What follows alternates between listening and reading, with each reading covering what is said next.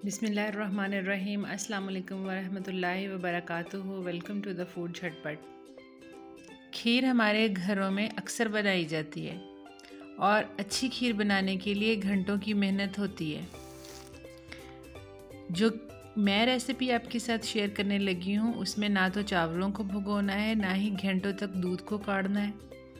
बहुत ही simple ingredient से बहुत मज़ेदार बनेगी हमारी झटपट सी मगर बहुत ही शानदार क्रीमी रबड़ी खीर। आइए रेसिपी स्टार्ट करते हैं। इस रेसिपी के लिए हमें बहुत सिंपल इंग्रेडिएंट्स चाहिए। 2-3 चीज़ें चाहिए। जैसे हमने ब्रेड के स्लाइस ले लिए 4 अदद। ये बड़े साइज़ की ब्रेड है। ये हमने 4 पीसीज ले लिए। हमने मिल्क पाउडर लिया है 2 टेबलस्पून, हाफ कप तक लिया जा सकता है।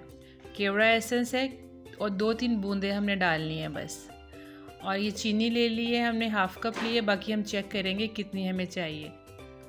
दूध ले लेंगे, 1.5 किलो हमने दूध लिया है। उसके अंदर 2 इलायचियाँ डाल दी हैं। अगर इलायची पाउडर हो तो वो ज़्यादा बेस्ट रहता है। फिर हमने ब्रेड के किनारे रिमूव कर देने हैं और सेंटर वाले हिस्से का चूरा बना लेना है किसी भी मिक्सर या जार में डालकर। ये 15 से 10 बादाम ले लें और इनको भी चॉपर में डाल के चूरा बना लें। मैंने ब्रेड के साथ ही बना लिया था, लैदा से बना लें, जैसे मर्ज़ी कर लें। और करने के बाद इसको अलग रख लें। दूध अच्छा लेना है आपने। मैंने 1.5 किलो दूध लिया है, फुल फैट मिल्क लिया है।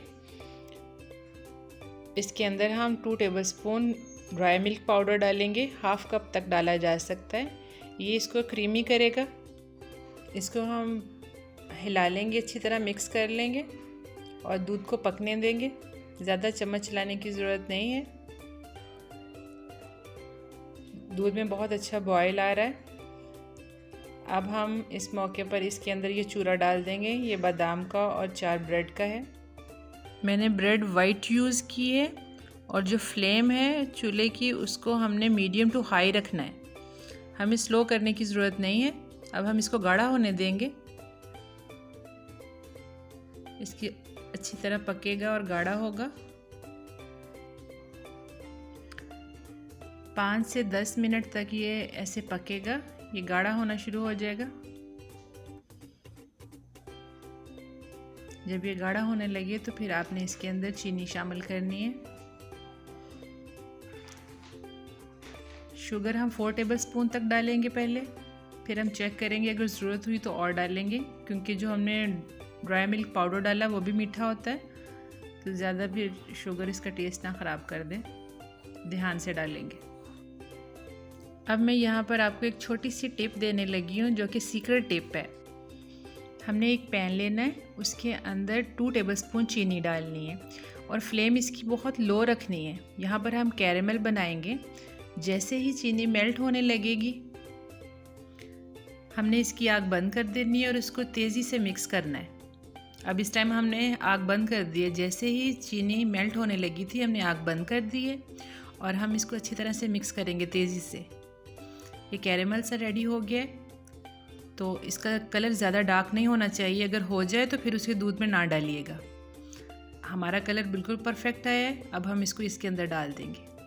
इससे ये इफ़ेक्ट पड़ेगा कि हमारी खीर बहुत कड़ी हुई है और इसका एक बहुत यूनिक सा टेस्ट इसके अंदर डेवलप हो जाएगा। आप जब इसको एक्सपीरियंस करेंगे, बनाएंगे, तब आपको मेरी बात पे यकीन आएगा कि मैं क्या कहना चाह रही हूँ। थोड़ी देर बाद इसके अंदर केवड़ा एसेंस, जिसकी हमने 2-3 बूंदें डाल ली हैं, जस्ट 3 ड्रॉप्स। इससे इसमें रबड़ी का फ्लेवर आएगा, रबड़ी की खुशबू आएगी।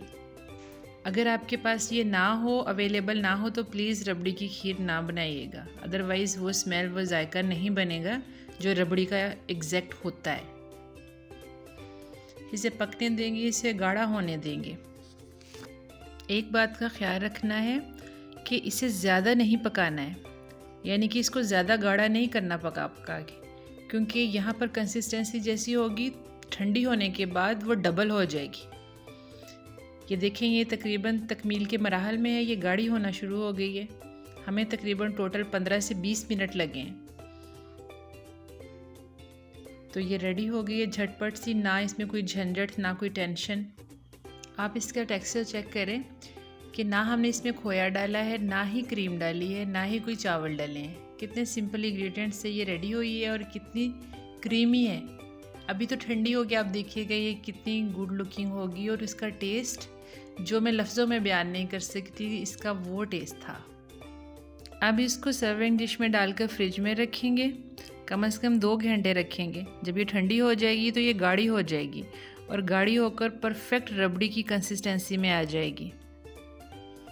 इस रबड़ी को बनाने के बाद हम रेफ्रिजरेटर में रख सकते हैं तकरीबन 5 से 7 दिन तक। इससे ज़्यादा ना रखिएगा, इसका टेस्ट ख़राब हो जाएगा।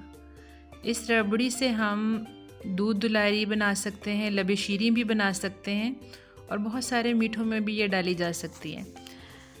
फेनियाँ खानी हो या जलेबी खानी हो तो उसके साथ भी हम इस रबड़ी को यूज़ कर सकते हैं।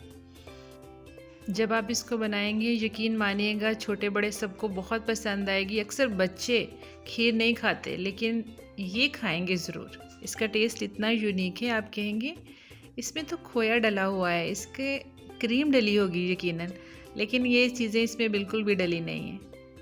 रेसिपी आपके सामने है। वीडियो अच्छी लगे तो दोस्तों के साथ शेयर कर दिया करें।